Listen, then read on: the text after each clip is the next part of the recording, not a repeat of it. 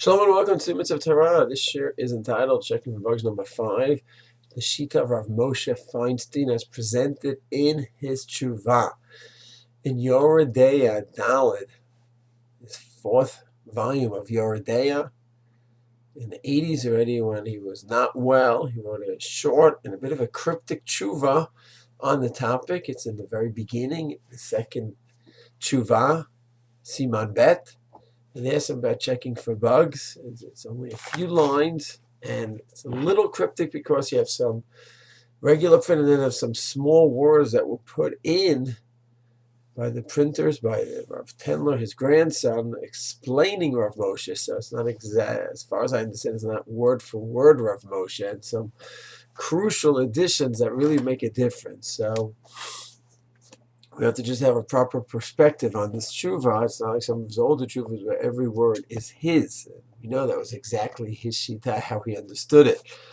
Nevertheless, it's kedai just to understand Rav Moshe shita. I'm not reading this now and learning this together for psak halacha. Just understand another shita as we're putting all the different opinions together. And Yetz Hashem, as time goes on, we will have a clear conclusion here. So he says the following. He writes that it's already in the 80s, it's 1985, near his death. He said, I can't really elaborate, I'm not that well. Shamati es anashim amru b'shmi, some people have said in my name a svara regarding the tola'im ktanim that are found in a lot of the vegetables. Yadu shalor mati b'zeh I did not say any hachora, any clear psak in this halacha. On the contrary, people are quoting me that I prohibited it, and I'm part of those who are asser it. Because in the 80s, things were picking up that there was a list of rabbis that are prohibiting. You have to check for every single bug. That my opinion is leaning more to leniency. You,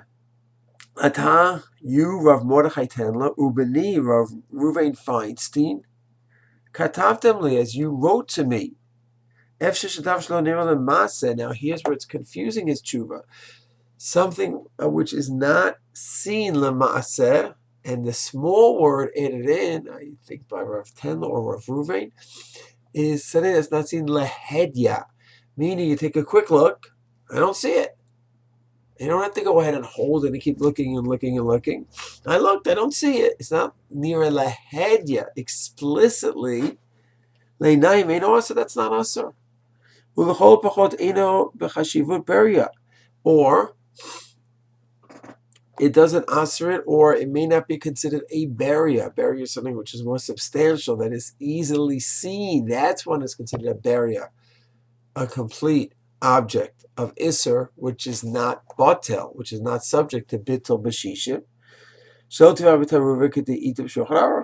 And therefore it may be that it's not explicitly seen, it's not defined as that beria that is subject to the prohibition. And it would answer the whole salad, or the whole vegetable, the whole fruit.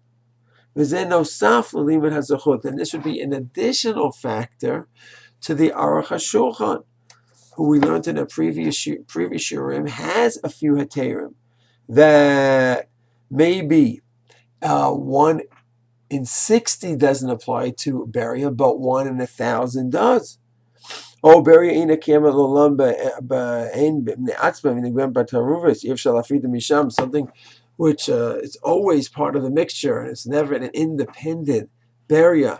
Maybe then it's not subject to bittul, or the Rabbanan didn't make a gzeira on a beria that it shouldn't be batel when it's disgusting, when the average person would just hate this. So Rav Moshe goes ahead, according to this tshuva, says that something which is not subject to, is not near a lehedya, it's not seen explicitly, then that's not usur, or at least it's not a beria. And then in the tshuva, whether he or from his family added in, that's an addition to the leniency from the Aruch HaShulchan, where maybe 1 in 60 doesn't apply, but 1 in 1,000 does apply.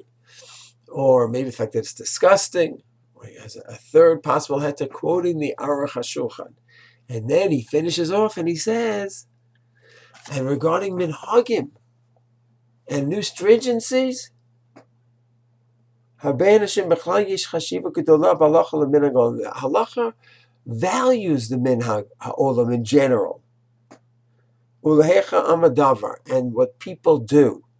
And you can't go ahead and motzilaz and say, oh yeah, the people that in the early generation, they didn't know any better. They were wrong.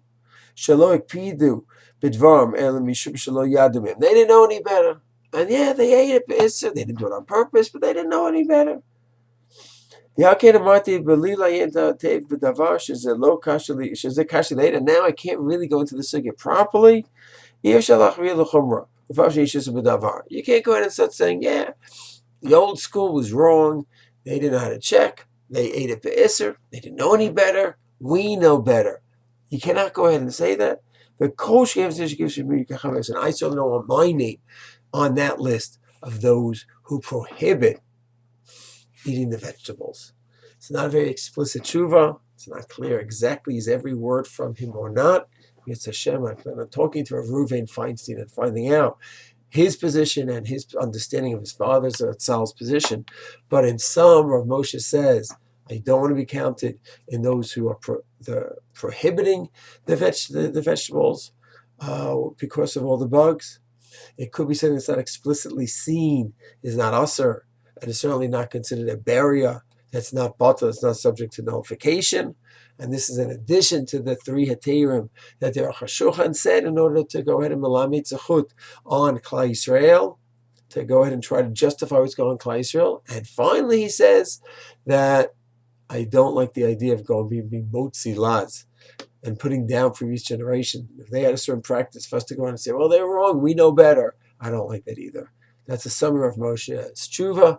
This shir is not for psak halacha purposes. We'll talk more about that in future shirim. Shalom.